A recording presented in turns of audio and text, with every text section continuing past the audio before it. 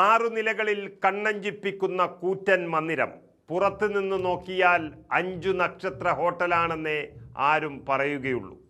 എന്നാൽ അകത്തു കയറി നോക്കിയ മന്ത്രി കെ മുരളീധരൻ പോലും ഞെട്ടിപ്പോയി.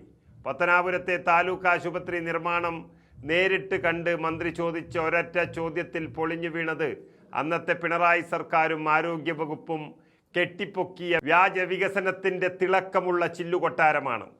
ഇത് ഹോട്ടലാക്കാനേ കൊള്ളൂ, ആശുപത്രിയാക്കാൻ കൊള്ളില്ല എന്ന് ഒരു മന്ത്രിക്ക് പരസ്യമായി പറയേണ്ടി വന്നതിനേക്കാൾ വലിയൊരു നാണക്കേട് വേറെയില്ല. കോടികൾ ഒഴുക്കിക്കളഞ്ഞ് നിർമ്മിക്കുന്ന ഈ 6 നില കെട്ടിടത്തിൽ ഒരു താലൂക്ക് ആശുപത്രിക്ക് ഏറ്റവും അത്യാവശ്യമായി വേണ്ട CT സ്കാനിംഗ്, MRI സ്കാനിംഗ് സൗകര്യങ്ങൾ പോലുമില്ല.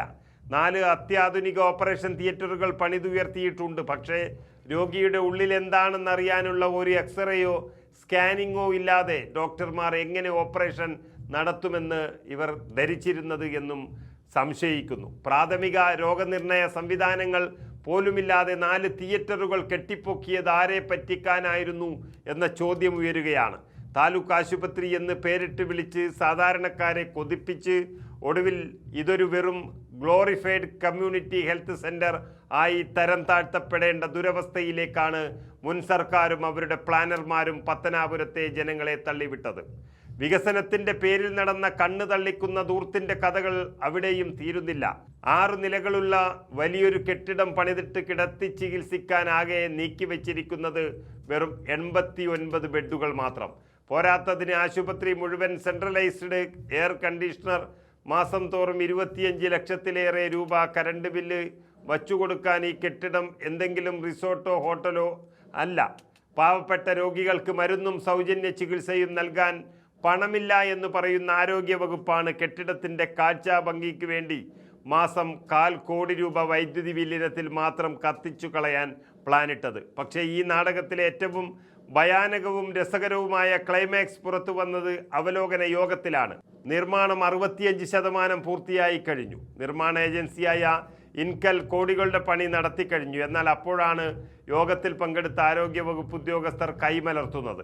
ആശുപത്രി നിർമ്മാണവുമായി ബന്ധപ്പെട്ട് ഇതുവരെ നടന്നിട്ടുള്ള കാര്യങ്ങളിൽ തങ്ങൾക്ക് യാതൊരു അറിവുമില്ല. സ്വന്തം വകുപ്പിൻ്റെ കീഴിൽ ജനങ്ങൾക്ക് വേണ്ടി ഉയരുന്ന 6 നില കെട്ടിടത്തിൽ എന്തുണ്ടെന്നും എന്തില്ലെന്നും പോലും അറിയാത്ത ഉദ്യോഗസ്ഥ വൃന്ദവും അവർക്കുമേൽ യാതൊരു നിയന്ത്രണവുമില്ലാതെ അന്നത്തെ ആരോഗ്യമന്ത്രിയും വകുപ്പുമായിരുന്നു നമ്മുടെ നികുതി പണം ഭരിച്ചത്.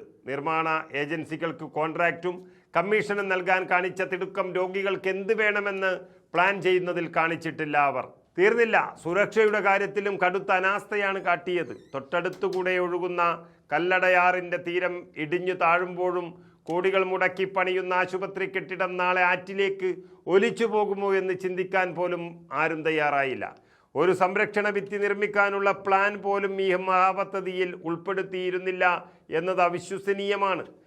പത്തനാപുരത്തെ ദശാബ്ദങ്ങളായി പ്രതിനിധീകരിച്ച മുൻ MLA KB ഗണേഷ് കുമാർ ഇതിനൊക്കെ മറുപടി പറയാനുള്ളതെന്ത് എന്ന് ജനങ്ങൾ കാത്തിരിക്കുന്നു. മണ്ഡലത്തിൽ കോടികളുടെ വികസനം കൊണ്ടുവന്നു എന്ന് ഫ്ലക്സ് ബോർഡുകൾ വച്ച് പ്രസംഗിച്ചപ്പോൾ സ്വന്തം മൂക്കിൻ തുമ്പത്തുയർന്നു വന്ന ഈ കാഴ്ച ബംഗ്ലാവിലെ അനാസ്ഥകൾ അദ്ദേഹം കണ്ടില്ല എന്ന് നടിക്കുകയായിരുന്നു. രോഗികൾക്ക് സ്കാനിംഗ് സൗകര്യമില്ലാത്ത 6 നിലയിൽ വെറും 89 ബെഡുകൾ മാത്രം കൊള്ളിക്കുന്ന കല്ലടയാറിൻ്റെ തീരത്ത് അപകട ഭീഷണിയിലായ ഒരു കെട്ടിടം പണിയുയർത്തിയതാണോ അദ്ദേഹത്തിൻ്റെ ചികിത്സാ നേട്ടം എന്ന് പറയേണ്ടി വരും. ചികിത്സ തേടിയെത്തുന്ന പാവപ്പെട്ട രോഗികളുടെ കണ്ണിൽ പൊടിയിട്ട് നിർമ്മാണ ഏജൻസികൾക്ക് കോടികൾ കൊള്ളയടിക്കാൻ വഴിയൊരുക്കിയ പിണറായി സർക്കാരിൻ്റെയും കണ്ണടച്ചിരുട്ടാക്കിയ അന്നത്തെ ആരോഗ്യവകുപ്പിൻ്റെയും വോട്ട് മാത്രം ലക്ഷ്യമിട്ട് കെട്ടിടങ്ങൾ പണിതുയർത്തിയ പ്രാദേശിക നേതൃത്വത്തിൻ്റെയും കപട മുഖമാണ് പത്തനാപുരം താലൂക്ക് ആശുപത്രിയുടെ മണ്ണിൽ ഇന്ന് അനാവൃതമായിരിക്കുന്നത്. ജനങ്ങളുടെ ജീവൻ വെച്ച് കളിച്ച ഈ അനാസ്ഥയ്ക്ക് പക്ഷേ മുരളീധരൻ എന്ന ഇപ്പോഴത്തെ ആരോഗ്യമന്ത്രി കൂട്ടുനിൽക്കില്ല. അതാണ് ഹോട്ടൽ എന്ന് വിളിച്ചുകൊണ്ട് തന്നെ വിമർശനം ഉന്നയിച്ചത്.